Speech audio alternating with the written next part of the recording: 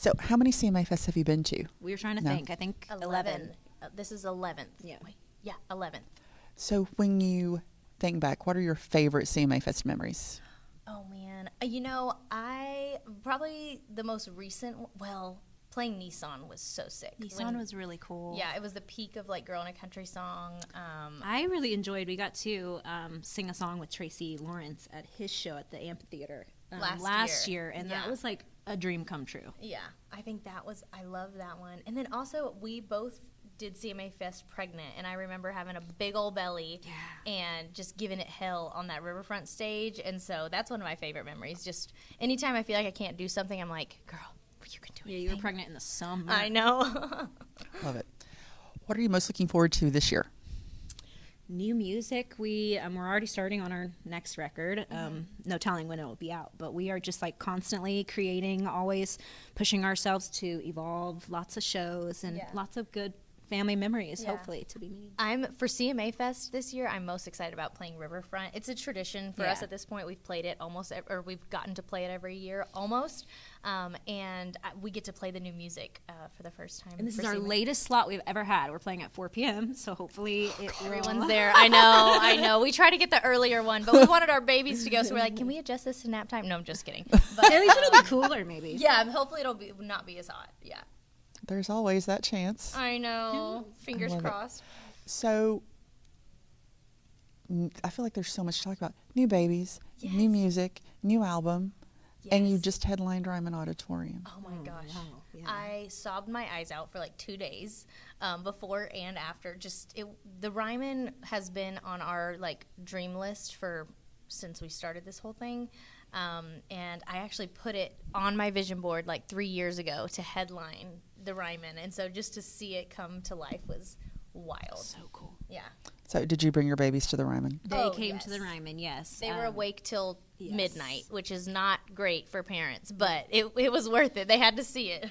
I love that. So were they like running around backstage? Tell me about bringing 3 small children. They were so sweet. They're kind of used to the whole shindig backstage. They've been with us on tour, and so they're very used to it. They kind of just command the backstage, which is awesome. But they actually got to come out with our managers when they presented us a plaque to tell us that Die from a Broken Heart was 4 times platinum, which is crazy. I think is platinum or 2 something like that. And Leighton helped carry out a plaque, and Forrest came out with Jonah, and it was just sweet to like have our village there with us at such a special moment. But Forrest was like, wait, I don't get to hang out with Mom now? And my husband's like, I'm sorry, buddy, we got to go back. We got to finish the show. But it feels like, knowing how young you were when you came into the business, and all of these years later, you've endured, you're still making hits. Oh, thank you. And your babies came out to celebrate them with you. Who gets to say that?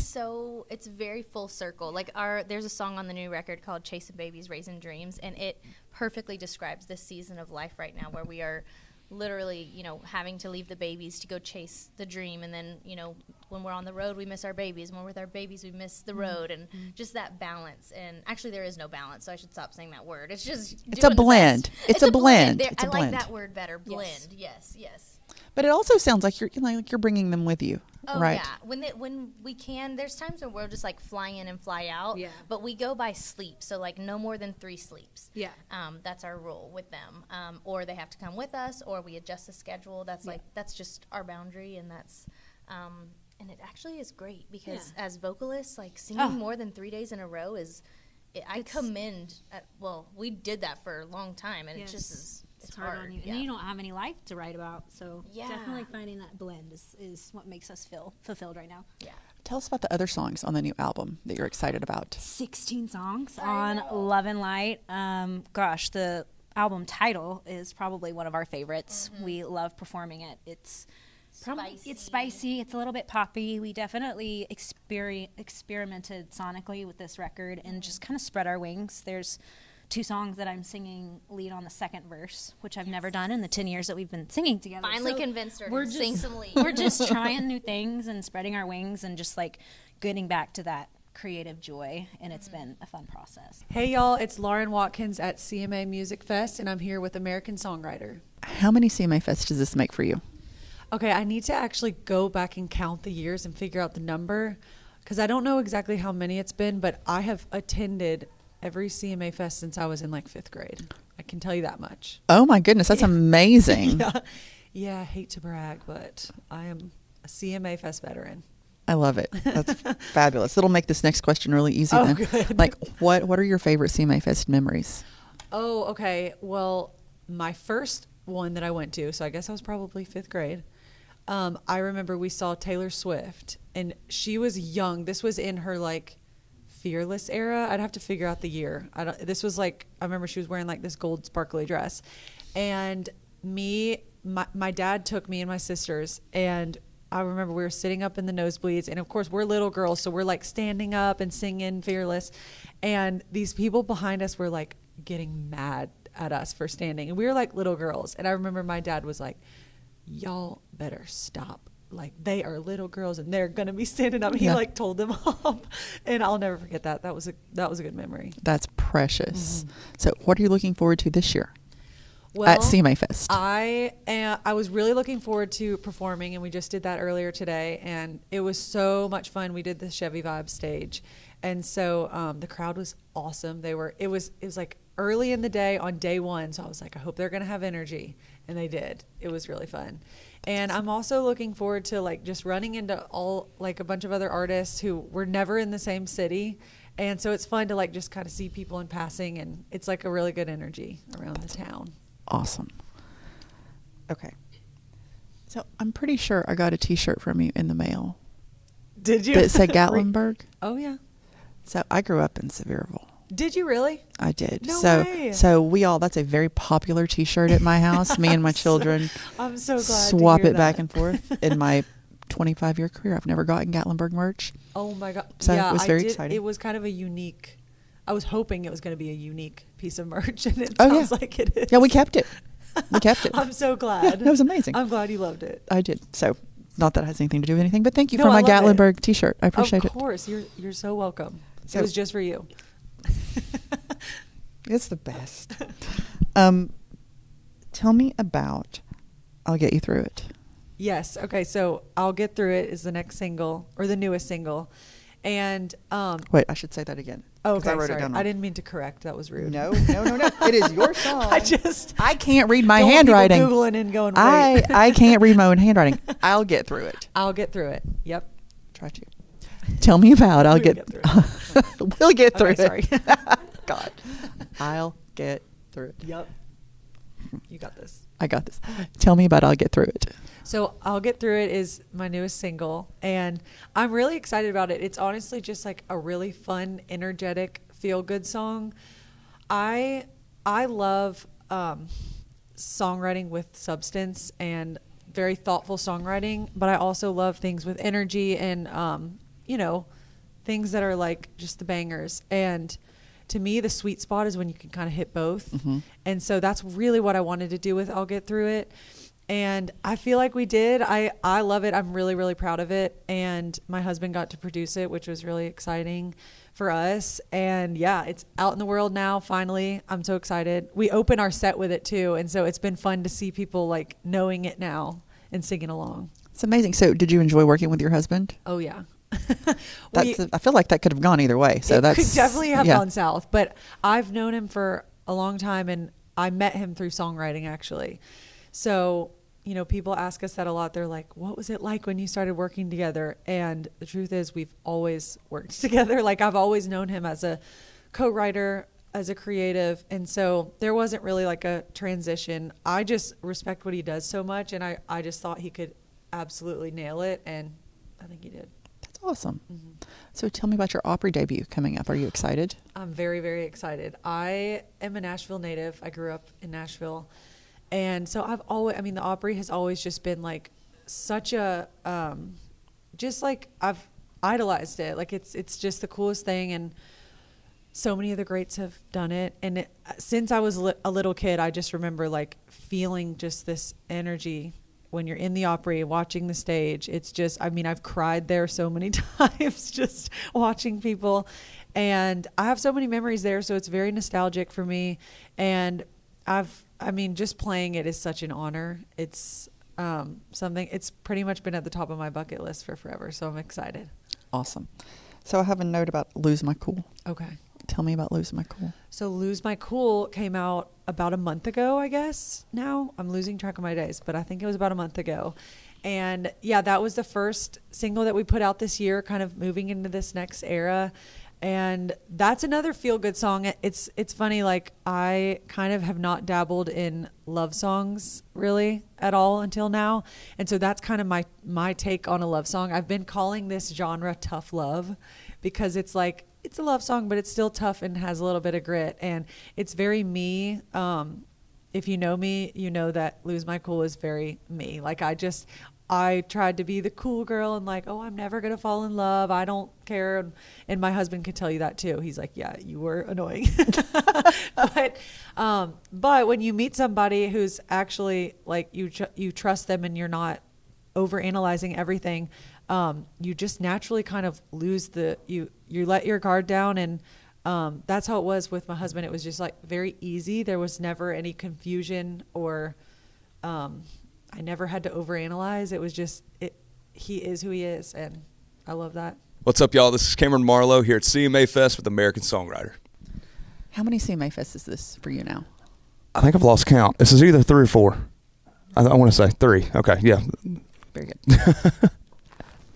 What's a favorite CMA Fest memory or moment that stands out? For me, I think it was 2 years ago. We got to play Riverfront, and it was raining, and the crowd was still out there in like full form and was having a ball. And I thought that was just such a cool time, and it was so fun for all of us. That's awesome. What are you most looking forward to about CMA Fest this year? Oh, for me, I think this year I get to do the stadium, so I'm going to be on the side stage for the stadium, which is going to be a blast, and I get to be just up there and do it in the rawest form, which is acoustic, and have a good time with it. So like acoustic guitar in front of, was that 70, 80,000 I have no idea, but it's a lot. There's like no place to hide. How do you feel about that? Yeah, I'm definitely terrified about that. Anytime, I've done a couple stadiums, and anytime you're in a stadium, it's just a lot of people looking at you, and I feel like that's a tough thing to get over for anything. Like other shows, I feel like I can go out there no problem, but stadiums definitely rattle you a little bit. It'd be worse if they weren't looking at you. Yeah, that's very true. Yeah, I'm definitely glad they're out there looking at me. Awesome. All right. Moving on. Nobody saying anything? Okay. So introduce me to 17. Yeah. So 17 is kind of a bounce to a different field from the last project I had, which was Sad Songs for the Soul. And I just love writing up tempo, and I love writing sad songs as well, but writing up tempo is something that I've really enjoyed over the past couple months. And it's fun to be nostalgic and think about the dumb stuff that I did when I was young. So that's what a lot of this song is about, and where like I come from with this song. Yeah, tell me the story behind it. Yeah, so honestly, we tried a bunch of different ideas when we were writing this song, and just nothing was fitting. We had that groove, like the acoustic thing that's playing through the song, and I feel like, I can't remember who came up with the 17 idea, but I immediately latched onto it. I loved it, and I thought it was such a cool, like, reminiscent kind of thought. So that's kind of where it started, and then we just snowballed talking about old things that had happened to us and just old stories, and that's kind of how it turned into a song. Who were your co-writers? So it was quite a few of us. So it was Tucker Bethard, it was Austin Goodlow, Joy Beth Taylor, me, and then we have Bruce Springsteen because of the Born in the USA line. So well, yeah, no, I was wondering about that. I was like, how did Cam co-write a song with Bruce Springsteen? He was not in the room, but he was there in spirit, you know. Maybe next time. Maybe next time, for sure. So you mentioned, so I remember when Sad Songs for the Soul came out, and I'm like, Cameron's getting married. Why is there a whole album about sad songs? It's so funny because I feel like that was like the happiest point I've had in my life in a long time. You know, I was so excited to make that project. It was a blast to make. I love sad music. I tend to, even if I'm in the best mood, I tend to turn on sad music because it makes you feel something, you know. And I think that's kind of where that project came from. Was just I wanted to be emotional and get some songs out that had been sitting in a vault for a long time. Very cool.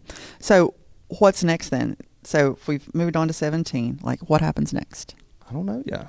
You don't know yet? I'm writing a lot of songs, and I'm very fired up. I'm cutting a lot of songs, and yeah, I don't know if it's a project, if it's more singles, or what's going to happen, but I'm excited about it. What are you doing later this month? I'm getting married, yes. Are you excited? I am very excited. That's what I'm looking forward to the most. Everything, this has been great. But yeah, I'm very excited to get married. I feel like we've been engaged for 7 years at this point now. So Has it been like 4 years? It's been 2. It's been 2 years. 2 years of engagement. But you've been together for we've like... been together for 4.5. That's what I thought. Very cool. Do you want to... Are details a secret? Like They are a little secret. They're a little bit secret. All right. mind. Have you picked out the cake? Yes. Yeah, we have. We're still trying to figure out the flowers. We still got things to plan, and we're only a few days out. So, yeah, we're coming down to the wire. But that's like us, you know. We're last-minute people. Just keeping it exciting. Exactly. Keeping it exciting. What does the rest of your summer look like? Oh, man. Honestly, just spending time with Megan and then hitting the road a little bit, kind of taking a little bit of time away to be a husband, you know. That's awesome. Oh, I left out the most important question. Is Scooby going to be in the wedding? No, he's going to be staying home, unfortunately. I know. Have you told him? Scooby's the dog. It seems Scooby like is my best friend. he seems like he goes everywhere. I just assumed he was getting a tuxedo. No, he's actually going to stay at home, and we're going to have some people watching. But, yeah, it was a tough decision, but trying to get him all the way to Montana, that would be a feat. Yeah. What's up, guys? This is Dylan Schneider, and I'm here at CMA Fest with American Songwriter. I read that you came here when you were 16. Yeah. Like by yourself? Did your mom come? Like how did you get No, here I at was 16? I was with my dad at the time. I didn't have my driver's license yet, and I didn't end up getting it until I was 18 because I was just back and forth between here and Indiana so much that I kind of put that on the back burner. So my parents were real supportive in the beginning of, you know, me getting down here and driving me back and forth every other week to write songs and just be a part of the community down here, you know. So did you write good songs when you were 16? No. No. Like That was like the first year of me writing songs. So, I mean, there was probably a couple good ones. I actually did write a couple good ones, I know, but I think I was more of a, student at that time trying to learn, especially from the people down here that were, like, professionals. And I would just try to soak everything in. So I was in those rooms when the songs were written. I don't know if I had a huge part in them, but I learned a lot, I would say that. what's like the most embarrassing line? The most embarrassing line? The most embarrassing There's line. been a lot of them. I look back at all the time on my notes on my phone and just see titles I'll come up with when, you know, you're out drinking one night or something and you're like, oh, this is genius. And you look back and you're like, I don't know what the heck I was thinking then. But, yeah, there's still embarrassing lines. I mean, sometimes, you know, it never really, I don't think goes away. You just get better at not doing it so often. You're probably thinking like beer when you wrote those lines. Yeah, yeah. Tequila. 100%. They were to blame for those lines. So knowing that you've been like, how old are you now? Like how long? 25. So you've been coming for 9 years. Yeah. Yeah, this month, actually. Wow. Mm-hmm. And then you have your debut album. Yeah. So Yeah, how does it finally. feel to have worked towards that? So puzzled, correct? Yeah. So for 9 years, and then now you have this album. No, it's awesome. And I was glad that I waited as long as I did because I felt like, you know, I was putting out good music then and cool projects. I did a bunch of EPs and, you know, some singles here and there over the years. But I was glad I waited because I feel like I got to a point where I matured as an artist and I got, you know, a lot better as a songwriter. And I know a lot of great, talented people that I want to work with on, you know, something that big. So the fact that it all came together when it did and how it did is pretty cool. And I've had so much fun playing these new songs this whole year. Just, you know, going to shows and testing them out on the new crowds. And we did the Bad Decisions tour, which was my first headlining tour last fall and winter. And that just went over so good, too. So, no, it's exciting. This year's been flying by, but ever since that came out, it's been really, really cool. So it seems like your influences are very contemporary Oh, yeah. and diverse. Yeah, definitely. So talk about that a little bit and what people will hear on this Yeah. album. So, like, I mean, I was always a fan of, I still am, of all music in any genre. You know, if it's a good song, I like the music. You know, I like the artists. If they make good stuff, I love it. I don't really ever put it in a box. But when I first got into, like, country, I heard some stuff on the radio growing up, and I liked songs here and there, but I really got into it when, like, FGL came into the picture, and Luke Bryan and Aldine were having their heyday, you know, in the early, like, 2010s to, like, you know, 2015, and that was kind of when that was all changing, and then Sam Hunt even came around. It was a big part, I feel like, of the genre kind of taking a shift, like, stylistically, and it was cool because I was really into hip-hop and pop music and everything else, so when I saw those flavors kind of coming into country, it just seemed a lot more, I guess, approachable. and made me excited to make music and, hopefully it be accepted by not only just country fans but music fans, So tell me about the music you have out right now, the songs you have out right now that you're super excited about. Yeah, so I got my song Better Than You Left Me. It's been doing really, really good across social media and streaming and everything, which is kind of like one of the big songs that we were first excited about with the album. And then on the album, there's a couple other ones that I really love. Like Bad Decisions did awesome for us. Ain't Missing You. And then I really like the song Here Comes the Sun on there. Gone Is What I Get. There's a lot of cool different styles of songs that I did across that album that I'm really proud of. So, with 16 songs on there, there's got to be something for everybody, I feel like. So, if you guys haven't heard it, Puzzled the album, you should check it out. And you had a hand in writing most of those, correct? Oh, yeah, every single one. Mm-hmm. So how does that feel to look at that and see your name on every single credit? I was proud of that. It wasn't something I ever, really set out to do, but I feel like the more that I was stacking up the songs, and we'd already done the EP in the spring that year, and I had written every single one on there, I was kind of like, I want to try to write every single one. And luckily it worked out and it was cool, and I just thought, I really got to, put, my own stamp of, creativity and show that I was making, that music on that first album. I think, that, like I said, that made me proud, and I hope some people think it's pretty cool and, are excited and kind of impressed with the songs that we made. So you talked about some of these songs. You feel like some of these songs being really cool. What is a cool song for Dylan Schneider? What are the hallmarks of that? Great melodies. Definitely, probably a little bit more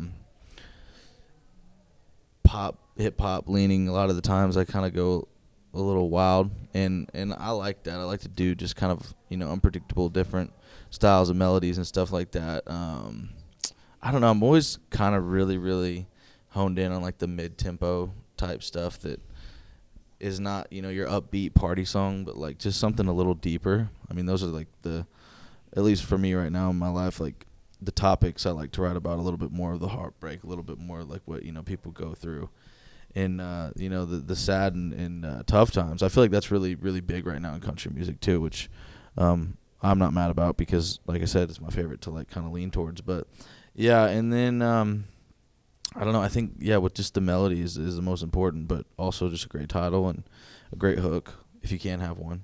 You know what I'm saying? So tell me about meeting Brett Eldridge, because you all are from a similar location, right? Very close together. And then what did he say to you?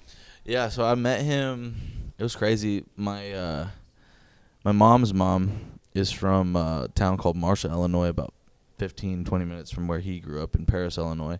And then I'm from right over the state border in Indiana.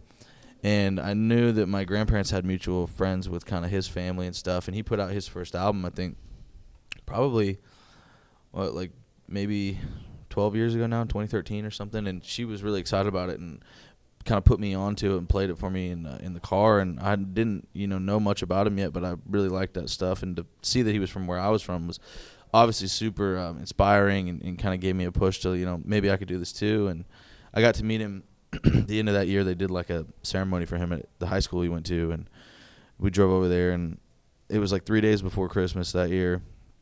And I remember I'd asked my parents for a guitar, and we were going to do this meet and greet thing, and that was going to be my big Christmas present. But they ended up giving it to me 3 days early so I could take it and have him sign it. And he was just play this thing till your fingers bleed and don't give up, and you could probably do it too. And he's ever since then been kind of involved and been super cool and keeping up with what goes on and pushing me a little bit farther, which is awesome. So I appreciate that, and that was a really, really, like I said, monumental time for me. So you were 12?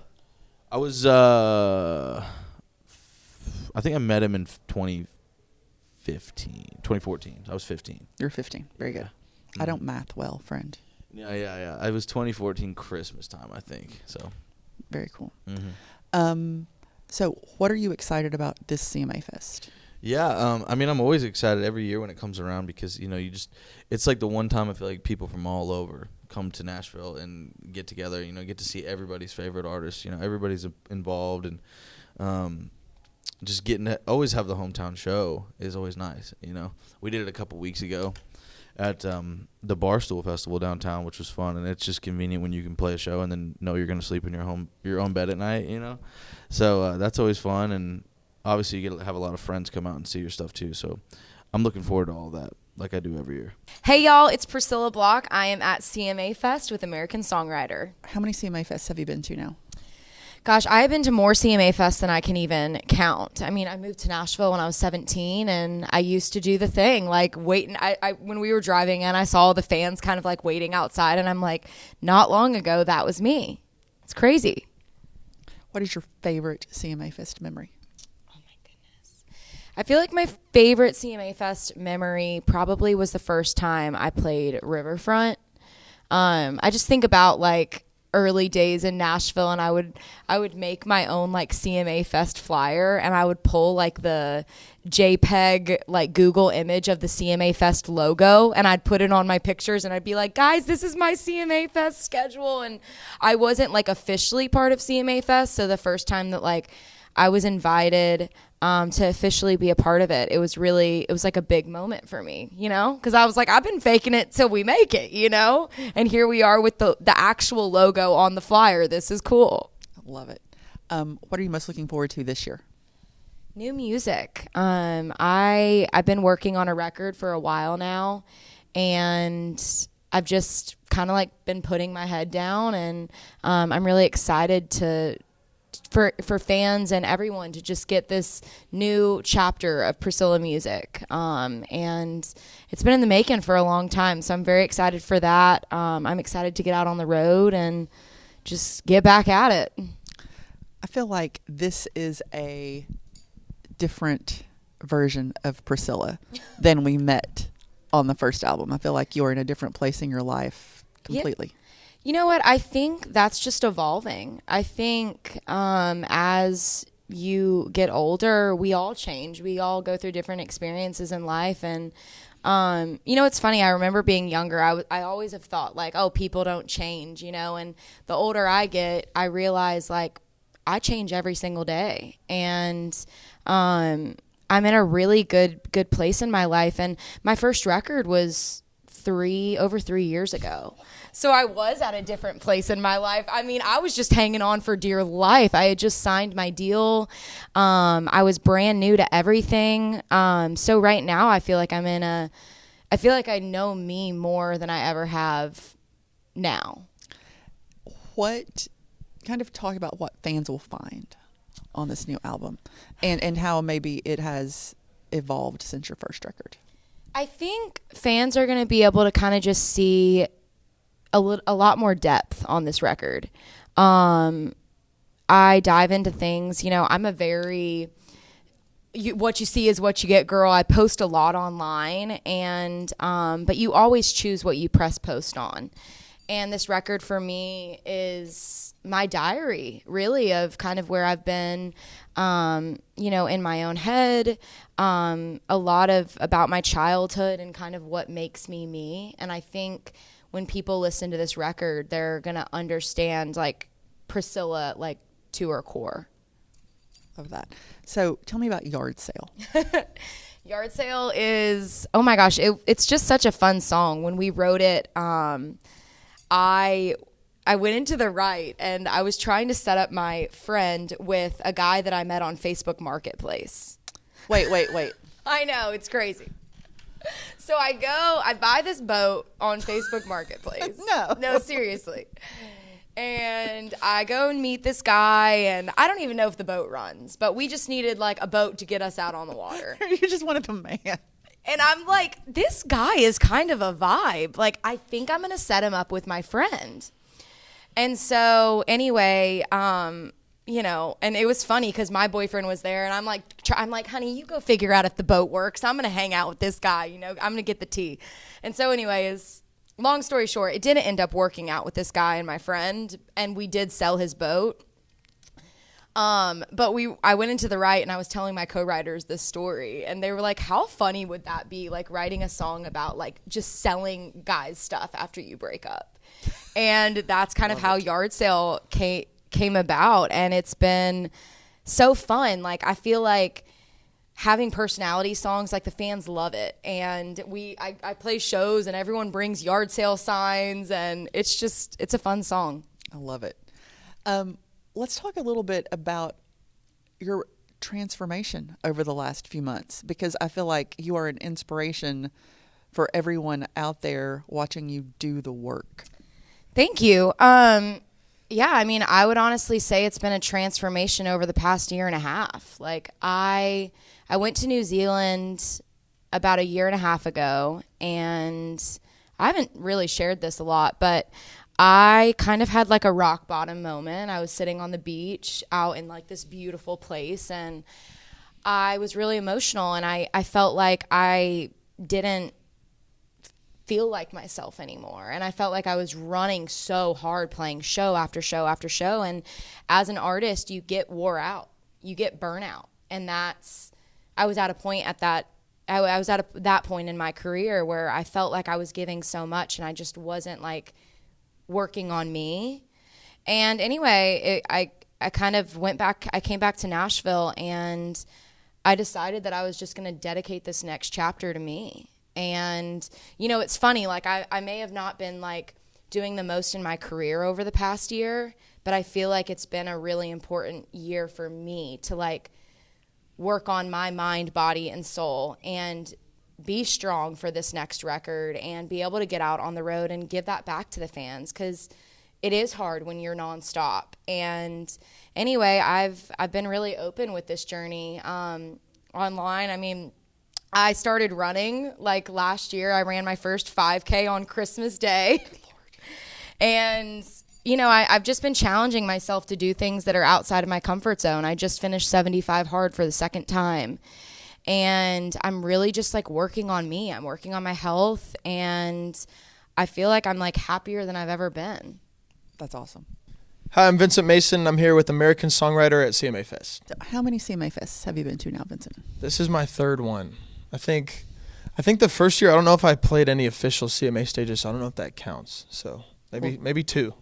No. I think if you were here, I was think it here. counts. I was around. I played something. I don't remember what, but it wasn't real. Was it like the bridge and you had like your guitar open and No, it was not the bridge. No, it was an event. It just wasn't a CMA event. I've never what is that called? busking? Busking. I've never gone busking. I have a hard time talking to people in public, so I think that's a lot for me. That was a lot of anxiety to go. I can Busk. understand that. I Yeah. can definitely understand that. What is your favorite CMA Fest memory or moment? I think my family comes up every year. I think when I played it for the first time, when we got a first real stage, I think everyone kind of knows what CMA Fest is. So we've made it a little bit of a tradition. My cousins and my family and all my aunts and uncles come up. And I think that's probably my favorite thing that surrounds this time. That's super cute. It Where do is. they come from? Florida and West Virginia. And my Oh, wow. parents they live in Georgia. So Tennessee's kind of a middle. Yeah, it's not too bad. That's awesome. What are you most looking forward to this year at CMA Fest? I think playing the Ascend Amphitheater. I think, like I said, I've done kind of everything. We've played at 11 a.m. and noon, and we've played the small stages and stuff like that. So I think playing somewhere like Ascend Amphitheater is going to be pretty cool. That's awesome. Yes, ma'am. Very good. All right. So it appears you've had quite a big 2025 already.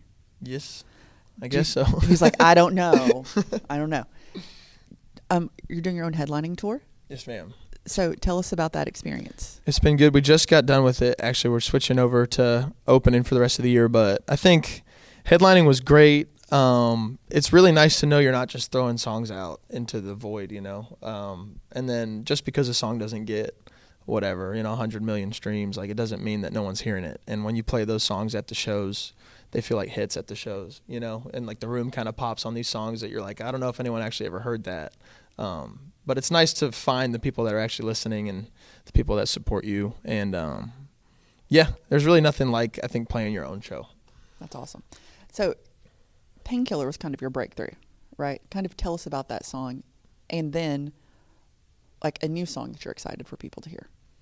Yeah, I think Painkiller is the first one off the new album that we recorded not too long ago, and we turned it around pretty quick. But I think it's a good bridge between what we've done and where we're trying to go. I think there's a story in that song, and the songwriting and the tone is very specific, and it feels like me. But musically, it's a little bit something new. So I think we're gonna continue to kind of bridge that gap between, I have a lot of different kind of favorite songs, and favorite sounds. So I think we're going to keep trying to bring those sounds into my songwriting style. Okay, talk about hell is a dance floor, because I do believe that is true for me. I also don't like talking to people, and then the idea of being like someplace where not only you have to talk to them, but they touch you. No, thank you. Definitely. Yeah, no, don't like it. I still don't like it. That's not where the song came from, but it definitely has a double meaning because I can't dance either. So if I dance, send me home, cut me off. Me too. So where did I've it had come too from? many if I start dancing. Where did it come from?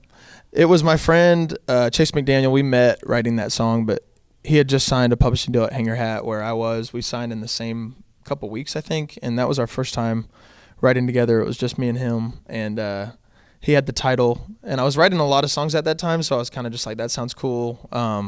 Let's do that. And his idea was Hell's a Dance Floor, and I kind of he was playing the chords that go along with it too, and it kind of just sparked like a memory that I had, and I was like, I think I have something to go along with that. So me and him kind of wrote that story, and I'll have to ask him. I never asked him, but I'm sure he was working off some kind of a similar experience also. But me and him kind of just traded line for line, and it feels like the truest like 50-50 split of a song. I think we both were just kind of finishing each other's sentences on that, and we wrote it really quick.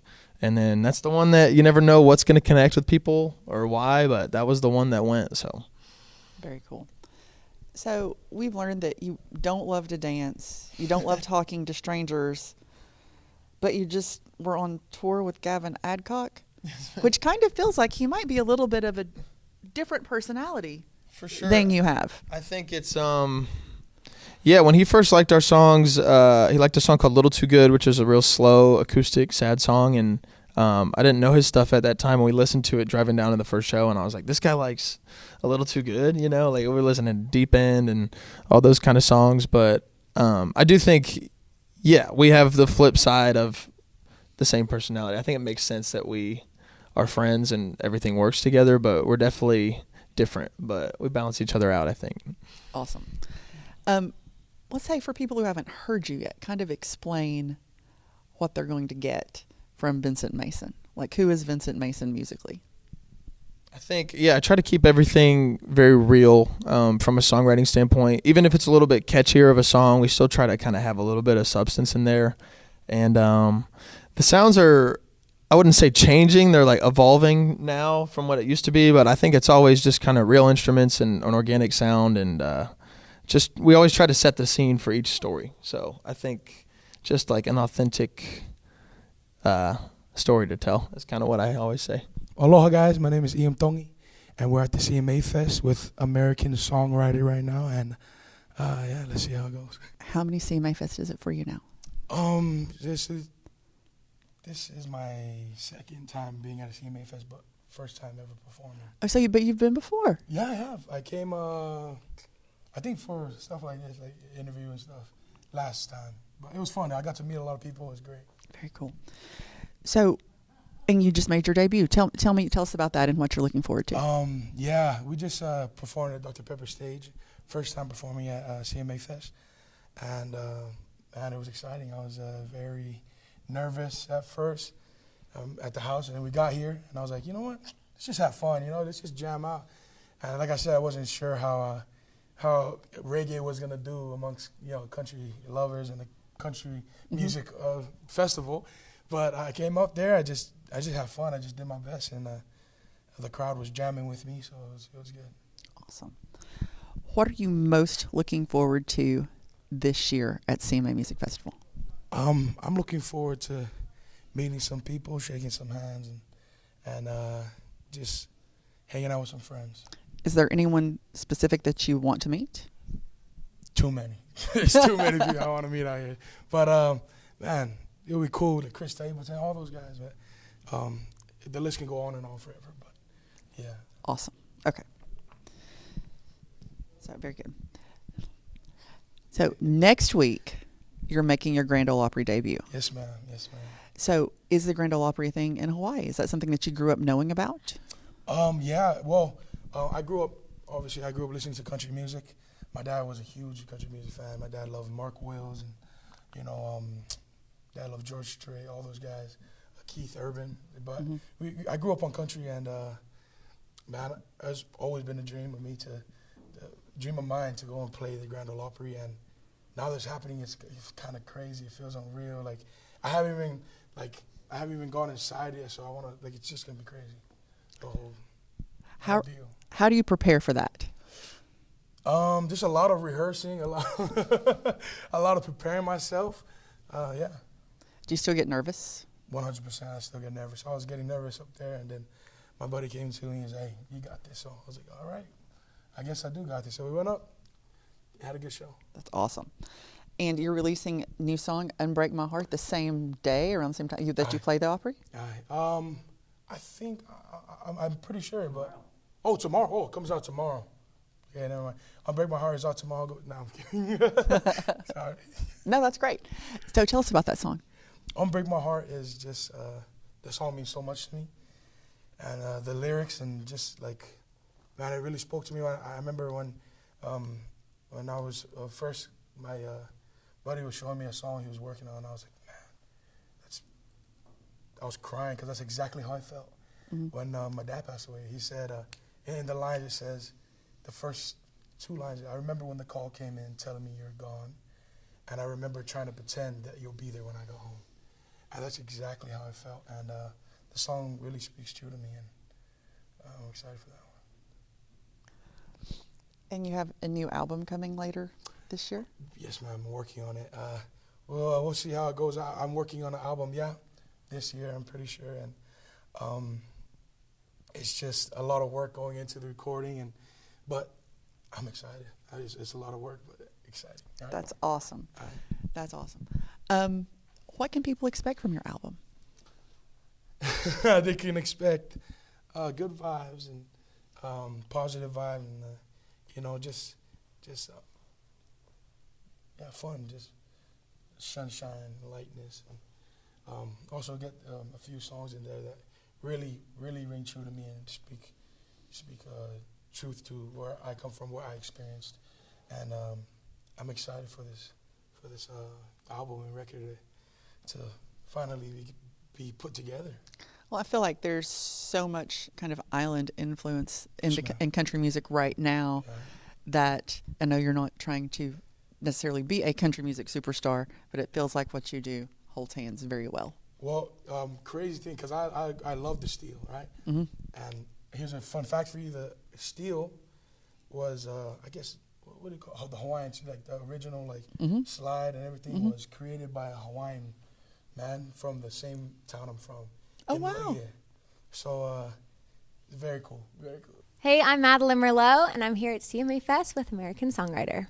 How many CMA Fests have you been to? Like, how many does this make for you? I was thinking about that. I think doing the whole rounds and everything, this is my 3rd CMA Fest. So, very good. Very exciting. What's your favorite CMA Fest moment or memory when you think back? I mean, there's so many. Definitely the first time playing is huge, and you kind of never forget it.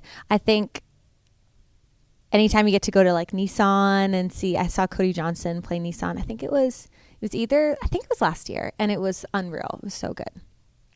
What are you most looking forward to this year? This year we're on a bigger stage this year, so I'm really proud of myself and excited about that, and playing some new music, and got a brand new set. It's kind of the first show that we're kind of kicking off. I had surgery earlier in the year, so I've had a little bit of time off, so kind of my first thing back, which is very exciting.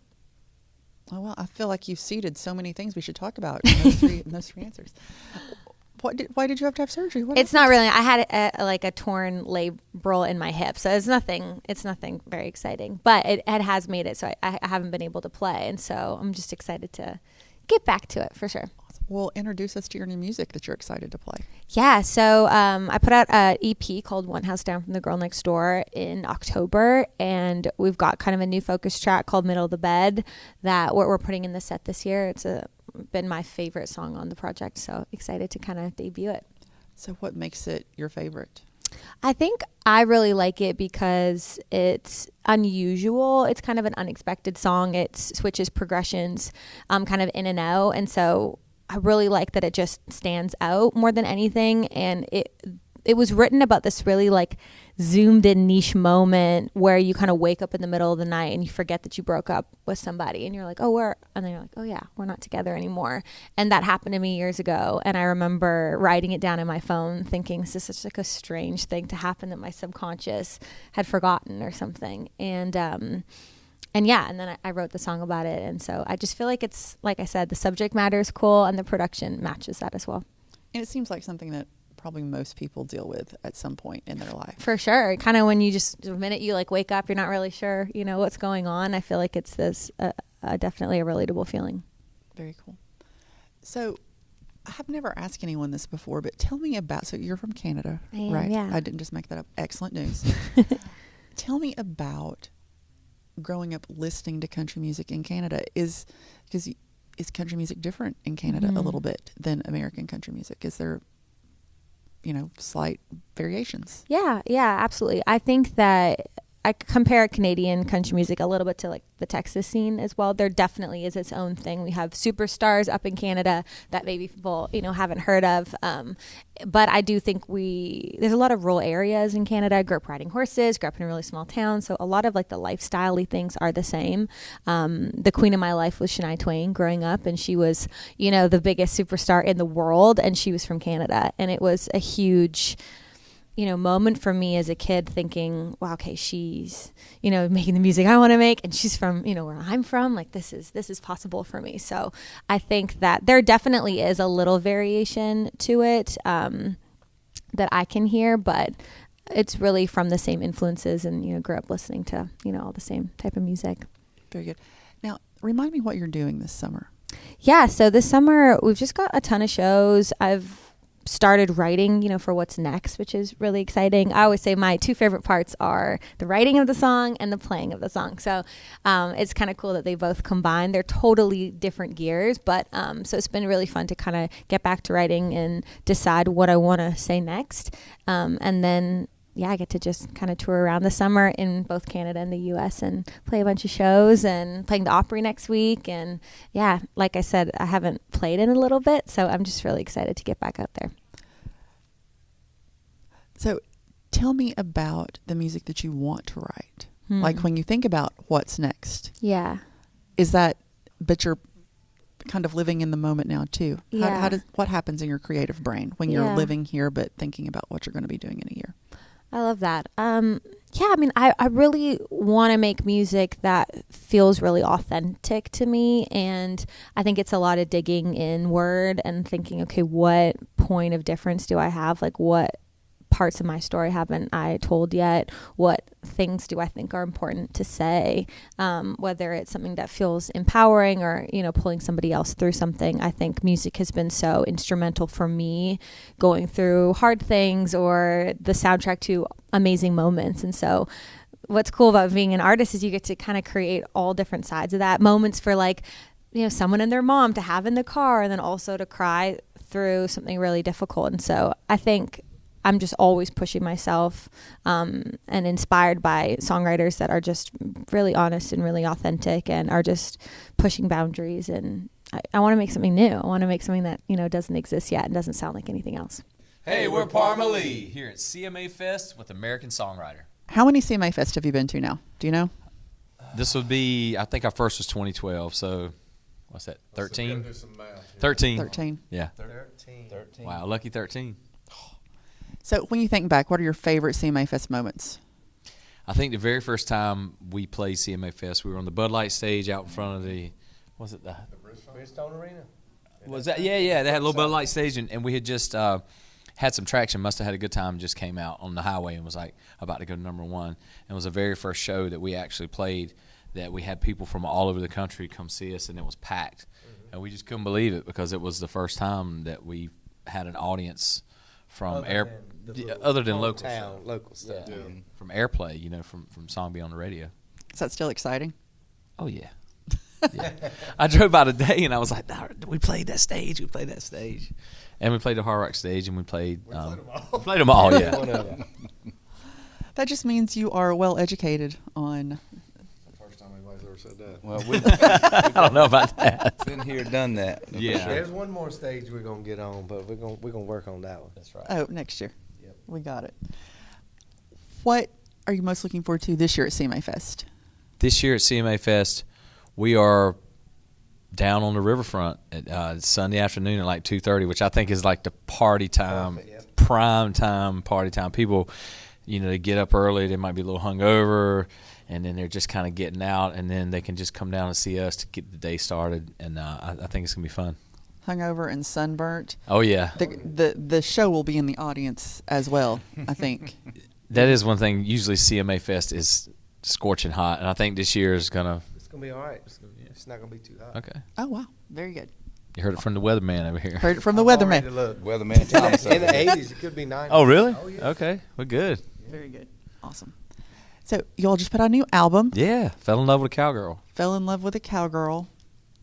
You won't tell me who the cowgirl is. I've asked like 10 times. You're like, no. Have you? No. Well, I mean, riding downtown from where we came from. I mean, this town is full of them. It's pretty awesome. All of them. Just all of them. I mean, the spirit of the cowgirl, the girls that just I don't know what else to say. He's single. So it might be cowgirl. I fell in love with a lot of cowgirls in my life. I feel like. Very good. So you're not telling me to protect somebody's feelings about being in love with a cowgirl. You're open to cowgirls. Is that what you're saying? Oh yeah. Oh yeah. Absolutely. And this one down here is cracking up. It's like I feel like that there's was funny. something I've never that's thought happening. about the spirit of the cowgirl. That was great. I would fall in love with somebody who's like that takes you out and has fun. It's got just has you doing different things and just like and you're excited. You're all in for it. I feel like there's a lot of fun. We're having a lot of fun on the new album. We are. We had to come out with something fun. Gonna Love You was, deep song. We did the video about the shooting. It was just like we went to Serious Land for a minute, and we just knew coming into the new year that it was time to break out with something fun. And us, we can pull off some fun songs if we get the right one. Imagine that. Oh my God. Okay, very good. What's up, y'all? I'm Johnmorgan. I'm hanging out at CMA Fest with American Songwriter. What's up? So how many CMA Fests have you been to now? I think this is my 4th CMA. My 3rd actually doing stuff. I was here as a fan my first year. So, yeah, I think this is my fourth total year. Awesome. When you think back, what's your favorite CMA Fest memory? There's been a few. I think probably my favorite, I think I got to see Keith Urban for the first time at Nissan, and that was a blast. I've been a big fan of his for a long time, so it was cool to see his show. That's probably the highlight. Awesome. And what are you most looking forward to this year at CMA Fest? A lot. There's a lot going on for me this week, so I'm excited to make the rounds, and I'm actually playing Cannery Hall tonight, and then we're playing Dr. Pepper Stage on Saturday, so those are going to be 2 fun shows. I'm looking forward to those. Awesome. All right, friend. So Johnmorgan just got a big old #1 for himself as an artist. I did, yes. So how many #1s have you written in total? As a writer, I think this is my 3rd #1 as a writer. It's your 4th. Yeah. Mm-hmm. It's your 4th. 3 or 4, give or take, somewhere in between. That's when you know you're doing well, when you forget how many #1 songs you've written. That's when you know you've been on the road too long. So I want to know how different it feels to have a #1 song as an artist versus writing a #1 song for someone else. It's a good question. There's definitely, to me, it's 2 different categories for me, and I feel like I appreciate both categories equally. Writing is what I wanted to be a songwriter when I moved to Nashville, and so getting to check that box off was really cool. And I think it's, like I said, it's just a different category. I think as an artist now, I know what artists go through to promote songs and records, so got a lot more respect for that end of things, and I think that's probably just the difference to me and actually being the artist doing the promoting and instead of just the songwriter. So different categories, but still the same excitement for me. Tell me about kind of the evolution of Friends Like That, because it didn't start as a duo, right? Like, right. How did it come together? I actually had put the song out the song had been to the streaming world for maybe 6 months or so, and Jason Aldean had texted me and was like, man, I'd love to look at a collaboration with you at some point, or feature you, or vice versa. And so we were looking for songs for that category, and we started writing a few things with that in mind, and I think we just never really got on something that he and I were both ecstatic about, I guess. And at the time, Friends, like I said, was kind of raising its hand and getting some organic numbers, and I just told him, I was like, man, I don't know how you feel about it. The reason I mentioned it to him was because I knew when I first turned in the song to him, he was like, man, this is a hit. I love this. So I knew he already liked the song, and so I just figured I'd take a shot in the dark and see if he would be interested in reworking that one. And he's like, I love the idea. I think the coolest thing is it kind of fits both of our lanes sonically. I think it does things that we both do in our live show as well. So it's been really cool. It was cool to have him, especially as the feature too, because he's the guy that took a chance on me and signed me, and was really the guy that allowed any of this to happen. So it was pretty cool to get a win together for me as an artist, and not vice versa.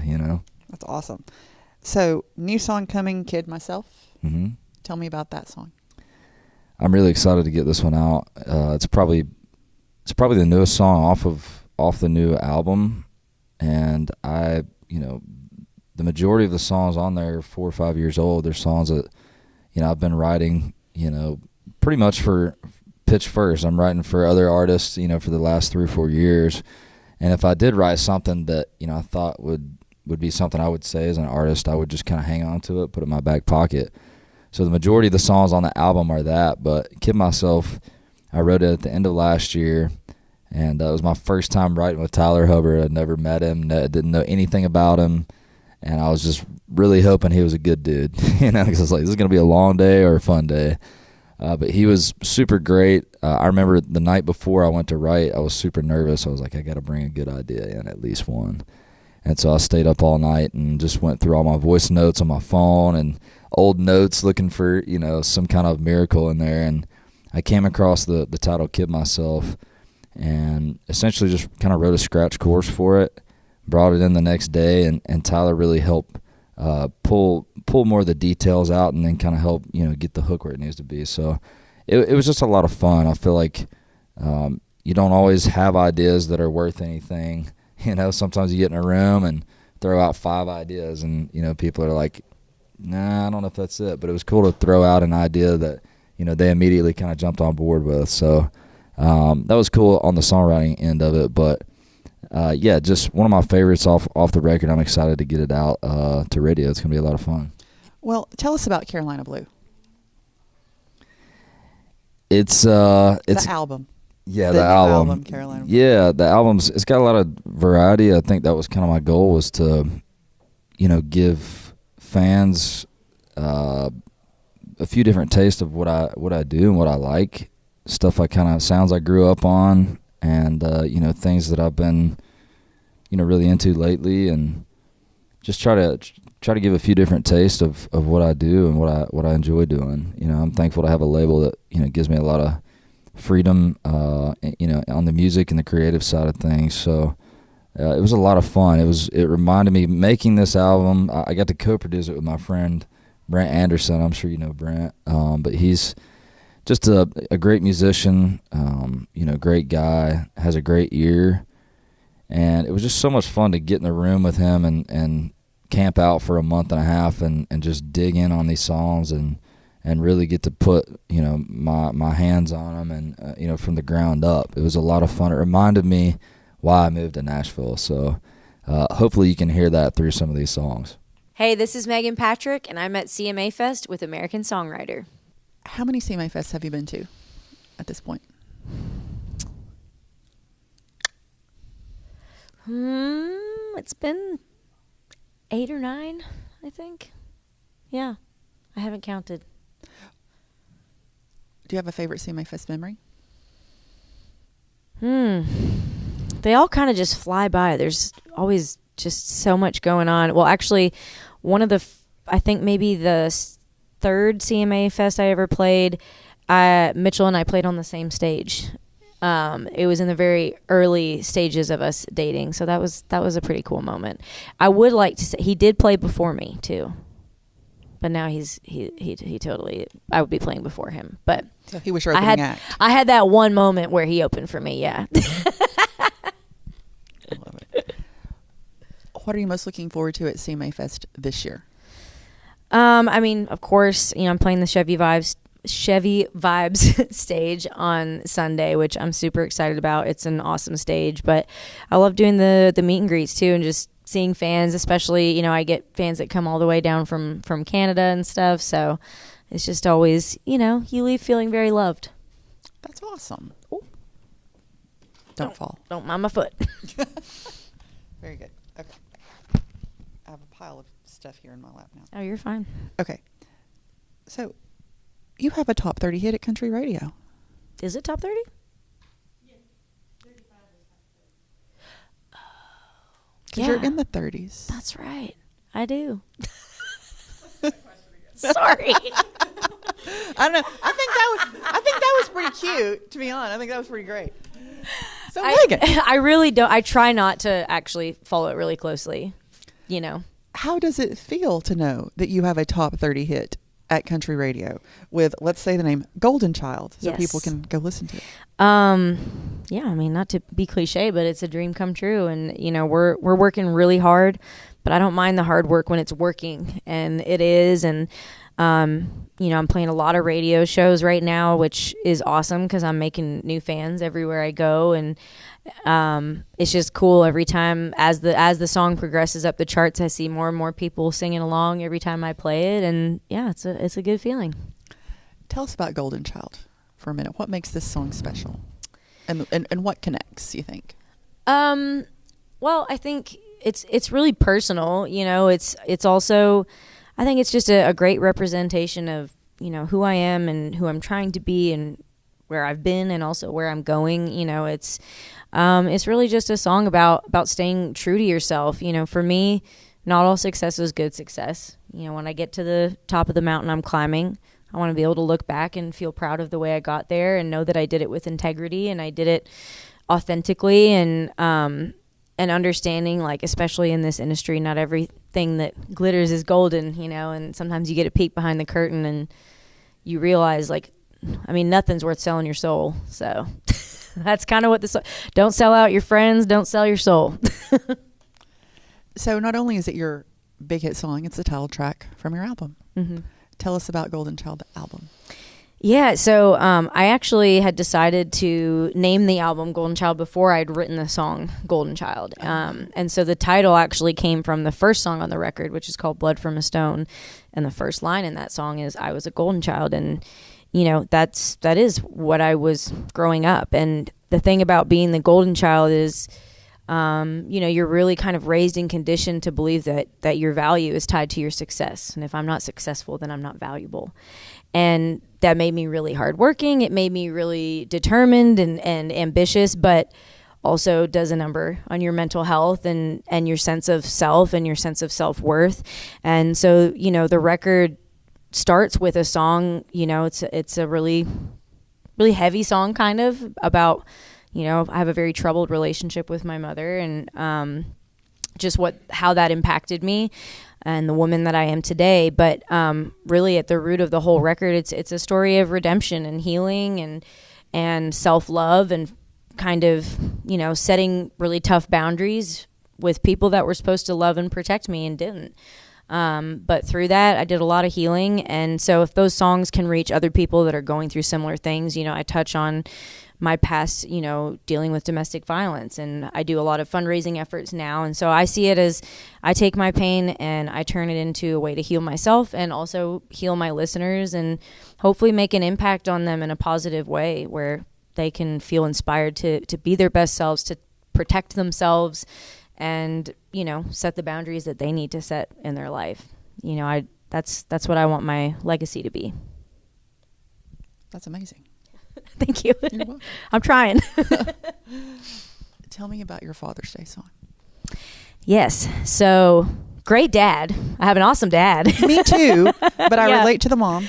Yeah, it's and you know, a lot of people do, but it's not talked about a lot because it's very taboo, and there's a lot of shame around. I think especially daughters that have to set those boundaries. You know, we're expected to just show up over and over again, but when the person that's hurt you the most is a parent or a family member or a mother, like it doesn't, you know, it's not doesn't give them free pass to abuse you. And but you know, my dad was there for me, and we're very close, and he's inspired me in a lot of ways. You know, I called the song Iron Man because, well, he owns and runs an iron foundry, literally, but also I watched him endeavor to train for and complete multiple Ironmans, triathlons, which is a massive undertaking, a lot of training and a lot of dedication. So, you know, that inspired me as an athlete first, and then as a musician. You know, I definitely got a lot of work ethic and determination from him.